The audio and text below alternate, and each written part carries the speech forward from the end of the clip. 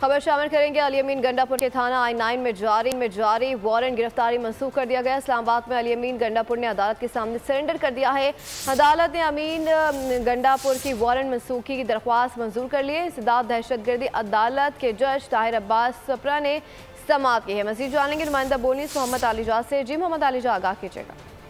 अहम खबर आपको दे रहे हैं Islamabad district and session court से, जहां पर वजीर आला खैबर पख्तूनख्वा अली अमीन गंडापुर ने थाना I-9 में दर्ज मुकदमे में जारी वारंट की मौतली की दरख्वास्त दायर कर दी।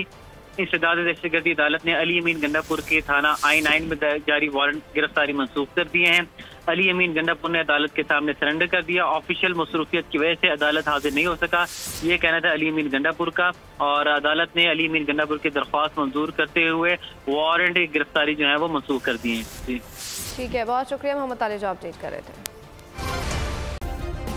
सब्सक्राइब करें और बेल दबाएं ताकि कोई खबर रह न जाए।